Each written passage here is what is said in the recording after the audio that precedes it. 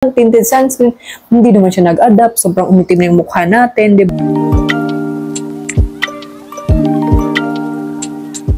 Hi mga gang and welcome back to my YouTube channel. And for today's video, may bago na naman po tayong product na i-review ngayon. At alam nyo naman na mahilig talaga ako sa sunscreen. At alam ko na rin na alam nyo na yung product na i-review natin kasi nakita nyo na sa ating title at sa ating thumbnail. So ayun na, sa mga baguhan dito sa aking YouTube channel, ako nga pala ang inyong Ate Tin at gumagawa ako ng mga product review dito sa channel ko. At pag gusto mo ng mga ganong video, mag-subscribe ka na at isama mo na rin yung bell icon. Ito na siya mga gang, hindi ko na patatagalin at ipapakita ko na sa inyo yung product na i-review natin ngayon. So ito siya, itong Bare Face Sun-Kissed tinted sunscreen nila. Then sa packaging, dito muna tayo sa kanyang packaging, ganyan lang po siya. At alam niyo naman, na love ko talaga yung sunscreen ng Bare Face kasi nakatry na ako ng sunscreen nila. Wala po talaga siyang white cast, mabilis siyang i-blend at ano din siya, fast absorbing din siya sa ating balat at nakaka-hydrate po talaga siya ng balat natin, lalong-lalo na po kung dry skin ka. So ayun, gustuhan ko talaga yung sunscreen nila at ngayon naman itatry natin yung kanilang tinted sunscreen. Sa packaging muna tayo mga ging, ganyan lang po yung kanyang packaging, nude color po yung kulay ng kanyang bottle. At babasahin po yung mga nakalagay dito sa kanyang harap, then sa likod din. Pero hindi na natin siya lalahatin kasi baka anong petsa na tayo matapos dito sa packaging pa lang, sobrang haba na ng ating video.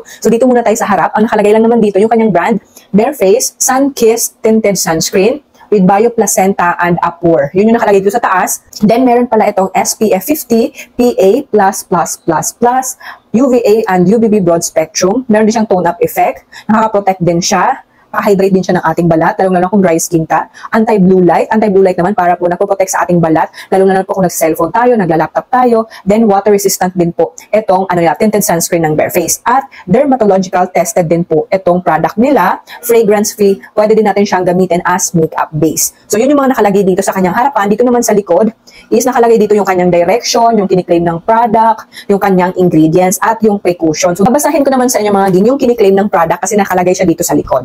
Introducing our revolutionary Sun-Kissed Tinted Sunscreen, light on the skin, heavy on defense. Formulated for everyday wear, this product not only shield your skin from the sun's harmful UVA and UVB rays with SPF 50 PA++++ coverage, but also evens out your skin tone with a touch of natural-looking color. It effortless blends in, leaving your skin feeling nourished and radiant and protected. So yun yung kiniklaim ng sunscreen ng Bare Face. Then nakalagay din dito yung kanyang direction. So alam naman natin kung gumagamit kayo ng sunscreen, mag-2-finger method tayo. So mag-re-apply din tayo ng sunscreen kung kailangan, lalong-lalo na kung palagi tayo nasa arawan. Then nakalagay din dito yung kanyang ingredients, pero hindi na lang natin siya isa-isahin dahil napakadami ng ingredients nitong kanilang tinted sunscreen. So ayun siya, pero ang i-highlight lang natin yung medyo meron tayong familiar at maraming nakakaalam sa mga ingredients na yun. So meron po siyang Centella asiatica, meron din siyang niacinamide, meron din siyang hyaluronic acid. So yun, at marami pa siyang mga ingredients talaga na nakalagay dito, pero hindi na natin siya isa-isahin, baka anong petsa na po tayo matapas dito. At yung precaution niya, andito na rin po, pati yung kanyang manufactured, yun, andito na rin siya nakalagay sa likod. So syempre, i-open na natin itong product para matry na natin siya mismo. 200 plus ko to siya nabili mga ging. Hindi ko lang sure 200 plus or 300 plus. Nakalimutan ko na kung magkano ko siya nabili. Kasi matagal na siya nung mga nakaraan ko pa siya nabili. Kaso hindi ko lang siya kaagad nagawa ng video dahil naging busy din ako. Then ayan, ganyan po. Napaka-elegant po ng kanyang packaging. Ayan po siya sa malapitan. Ayan, ang ganda po ng kanyang packaging. Siyempre, open na natin para matry natin yung kanyang inaamoy pa eh. Sabi nga na fragrance free tapos inaamoy ko pa talaga. Di para sure lang naman. Wala nga din talaga siyang amoy. Then, ayan po yung kanyang kulay. Light lang po siya. Siyempre, lalapit tayo para makita ninyo pag i-apply na natin siya sa ating balat. So, yun mga ging, dito na tayo sa malapitan. Wala po akong in-apply sa face ko. Naglagay lang po ako ng lip tint para hindi naman po ako ganun kaputla. At ayan po yung kulay ng ating sunscreen. Ayan, di ko lang sure kung marirecognize siya sa camera. Pero ayan po siya. Ayan, light nude color lang po siya. Ayan. Then maglalagay na po tayo sa ating face. So gagawin ko muna dito sa face natin, maglalagay tayo ng sunscreen kasi wala pa ako nilagay sa face ko. So magsa-sunscreen tayo dito. Then dito sa kabila, maglalagay muna tayo ng serum bago natin siya lagyan ng sunscreen. Titingnan natin kung hindi ba siya magbuo-buo. So ayan po yung kulay niya. So maglalagay na tayo sa ating face. Tingnan natin kung mag-a-adapt ba siya sa kulay ng balat ko. Kasi hindi naman ako kaputian, sakto lang po. Pero kasi siya, nag-a-adapt daw siya, tone adapt daw siya. Then meron na tayong na-try ng mga ibang tinted sunscreen. Hindi naman siya nag-adapt. Sobrang umitim na yung mukha natin, di ba? So ito try natin. Pero nakita niyo ba mga ging? Tingnan niyo, ang ganda, ang glowing ng balat at parang meron siyang siya. Parang nabiblur niya yung iba kong mga pimple marks. So, tingnan nyo yung pinagkaiba sa dito, then dito na walang nakalagay. Ayan.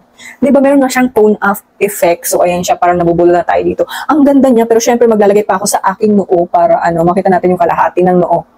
na walang lagay. Kasi yung kabila, lalagyan natin siya mamaya ng sunscreen.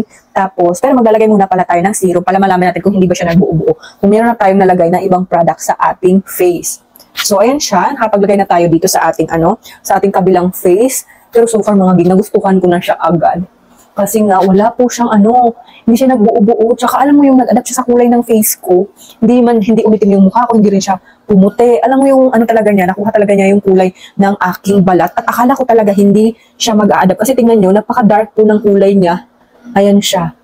Kung i-compare sa kulay ko. Di syempre maglalagay pa tayo, titingnan natin kung pag marami yung mailagay natin is hindi ba siya magbuo-buo. Tingnan natin. So ayan, lalagay lang tayo ulit. Tingnan natin kung mag-white cast ba siya or meron siyang pag-buo-buo. Ayan.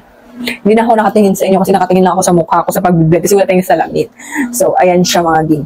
Ayun, ang ganda talaga ng kanyang coverage mga ging. Tingnan nyo, meron akong pimple marks dito. Pero diba, hindi na siya ganun kahalata. Pati yung dito, meron din yung pimple marks. Tingnan nyo, ang ganda ng niya, ang ganda ng rehistro niya sa camera. Di ko alam kung tama yung term ko, pero ang ganda talaga niya, ang ganda. So ngayon, kukunin ko lang muna yung aking serum para maglagay tayo sa kabilang face ng serum.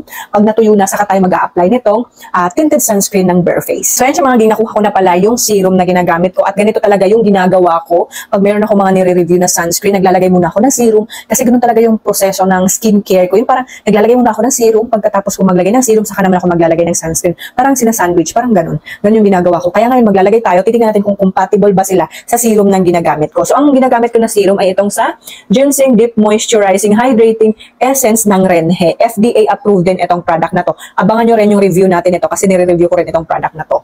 At ang ganda nitong product na to kasi nga, alam nyo yon, FDA approved siya at safe po siyang gamitin. So maglalagay muna tayo ng serum, magpapatak tayo dito at sa ating noo. So ayan po. Lalagay tayo ng serum sa ating face. Pagkatapos, pag natuyo na siya, maglalagay na tayo ng sunscreen, ng tinted sunscreen. Yung mga nakaraan mga game, alam nyo ba kaya hindi ako nakakapag-video kasi puyat ako dahil nagla-live po ako sa ibang social media. Nagla-live tayo. Kaya ayun, puyat-puyaters ang lola nyo. Kaya hindi na gaano nakapag-video dito sa YouTube. Pero syempre, hindi po pwede na wala tayong i-upload dito kasi alam ko na mayroong mga nag-aabang ng mga video ko. Kahit sabihin natin ko, konti lang sila, pero meron talagang nag-aabang na mga i-upload natin dito kasi gusto ko din talaga na alam nyo yun na, example, bago kayo mag-try sa isang product na yan, pag mag-search kayo kung maganda ba yung review ng product na to, meron kayong ma-search. Kasi ako ganun din talaga ako na bago ko gamitin itong isang produkto, maghahanap muna ako sa YouTube, titignan ko muna kung meron na bang nag-review nito, kung ano yung naging experience nila, ganun. Kaya ako ginagawa ko din talaga yun kasi baka merong tao na kagaya ko na nag-search muna sila sa YouTube bago sila bumili or gumamit ng product na yon. Pero ayun, ang dami ko ng chika. At ayan, medyo tuyo naman na yung ating face. Tuyo na siya. Then, maglalagay na tayo ngayon ng sunscreen. So, ayan, nakita nyo ba ang difference? Ayan, ang ganda niya. Parang parang meron siyang konting brightening effect. Kasi tingnan nyo, parang mas maputi yung face ko dito sa kabila compare dito sa, sa wala pang sunscreen, di ba? Ang ganda niya. Nagustuhan ko na siya mga ging. Alam nyo yun. Pero ang gusto talaga yung bare face na sunscreen. Pero syempre, kailangan natin munang i-try kung maganda ba at para din makita ninyo. So, ayan po, yung kulay niya, di ba? Sobrang dark niya. So, maglalagay na tayo ngayon. Titingnan natin kung hindi siya nagbuo-buo. Di ba nakikita nyo, parang mas dark pa siya sa balat ko. Pero, ang bilis lang po niyang mag-absorb at nag-a-adapt po talaga siya sa skin natin. So, ayan siya. Nakikita nyo ba mga ging? Hindi naman siya nagbuo-buo. Maano pa rin siya. Madali lang pa rin siyang i-blend kahit meron nang tayong nilagay na, serum sa ating face. Siyempre, sa noo maglalagay din tayo para naman protektado din yung ating half na noo. Hindi lang yung isang noo natin, yung kabilang noo natin yung merong sunscreen, diba? So, ang dami ko ng chika-chika sa inyo. Pero syempre, na-miss ko din kasi kayo. Kasi hindi na ako gaano nakapag-video dito sa YouTube. Mga short video na lang yung ating ginagawa dahil medyo busy ang lola. Pero ngayon, nagka-time-time tayo kasi medyo, matumal sa kabilang yung ating pagla-live. Kaya mag-video muna tayo. So, ayun siya. Nakapaglagay na tayo dito sa kabilang face. At ayan na po yung itsura ng ating face na merong tinted sunscreen nitong Bare Face. So, ayan, so far naman siya mga ging, hindi naman siya nagbuo-buo at meron na tayong nilagay dito na serum. Pero syempre, kukudkurin natin yan para malaman natin kung wala ba talaga siyang paglilibag. Ayan, kukudkurin natin. Pero so far, nakita nyo ba, wala naman po siyang paglilibag na nangyayari kahit kinukudkud na po natin yung ating face. So, ayan siya. So, nagustuhan ko talaga itong sunscreen ng Bare Face dahil hindi po siya nagbuo-buo kahit meron na tayong nilagay na serum at mabilis lang din po siyang i-blend. So far mga ging, nagustuhan ko talaga itong itong tinted sunscreen ng Bare Face kasi nga kahit naglagay na tayo ng serum is na-blend pa rin natin siya ng maayos at hindi rin siya nagbuo-buo or wala ding paglilibag na nangyari nung kinudkod ko yung face ko at blendable lang din po siya. Pinaka nagustuhan ko din sa kanya, nag-adapt lang talaga siya sa skin ko. Meron ako mga na-try na mga tinted sunscreen pero hindi po talaga siya nag-adapt sa skin ko kundi ang nangyari umitim palalo yung mukha ko. Simula naglagay ako nung sunscreen na yon. Pero etong sa Bare Face tinted sunscreen is hindi po umitim yung ating face, na ano pa rin po niya, nakuha pa rin po niya yung ating kulay ng balat pero ano siya, napaka-hydrating niya at meron din siyang glass skin effect na nagagawa sa ating face. Tingnan nyo naman, di ba nakikita nyo naman na makintab-kintab yung face natin. Ayan. Pero hindi siya malagkit. Hindi siya malagkit mga gi. Hindi siya malagkit. Para ka lang walang nilagay sa face mo. So, pwede mo rin siyang gamitin as makeup base. So, tama po yung mga kiniklaim nitong product na to. At safe din po siyang gamitin dahil FDA approved din po itong product ng Bare Face. So, kung naghahanap kayo ng mga tinted sunscreen, kasi bet nyo yung mga tinted sunscreen, then gagawin nyo siyang makeup base or yun na yung magiging foundation ninyo. Ayan, perfect po itong tinted sunscreen ng Bare Face. Isama nyo na siya sa mga nasa listahan ninyo at dapat nasa listahan nyo talaga ito kasi ang ganda talaga ng sunscreen ng Bare Face. At itry nyo rin yung isa nilang sunscreen. Maganda talaga yung mga sunscreen ng Bare Face. Hindi po ako bayad mga ging, hindi po siya sponsored. Binili ko po talaga itong sunscreen na to dahil nagustuhan ko. Sinasabi ko lang po sa inyo yung totoo kasi ako naman po dito sa channel ko, kung nakasubaybay ka, sa channel ko, sinasabi ko talaga ang totoo. Kung hindi ko nagustuhan yung isang produkto, sasabihin ko talaga kung hindi siya gusto, kung ano nga hindi maganda sa kanya, at kung ano yung maganda sa isang produkto. Pero ito, maganda talaga siya. Gustong-gusto ko itong product na tinted sunscreen nila at gagamitin ko ito. At makikita nyo rin yan kasi syempre mag-upload ako ng mga short video ko dito sa YouTube at kung naka-follow ka din sa TikTok account ko, ayun, mag-upload din tayo ng video about dito sa tinted sunscreen. Bago ko pala i-end yung video ko mga ging, thank you pala sa pagsuporta sa akin. Malapit na tayong maging 3K subscriber. Thank you sa inyo kasi kung hindi dahil sa inyo, hindi ko yun maaabot yung 3K na subscribers. Alam niyo, nangangarap lang ako dati na ang gusto ko lang is makasahod ako, tapos makamonetize yung channel ko. Yun lang yung pangarap ko. Pero ngayon, nang dahil sa inyo, meron na tayong kinikita kahit maliit lang. Okay na yung laking tulong na po yun. Plus, malapit na po tayo mag-3K subscribers. So, thank you talaga sa mga suporta sa akin. At gagawin ko pa rin po yung best ko para mabigyan ko po kayo ng mga product review. At kung meron kayong mga suggestion nyo na content na gagawin natin, mag-comment lang kayo at gagawin natin kaagad yan. At dito ko na i-end ang video ko mga ging. Salamat sa pagsuporta at salamat sa pagsama palagi sa akin. Maraming salamat talaga. Bye-bye!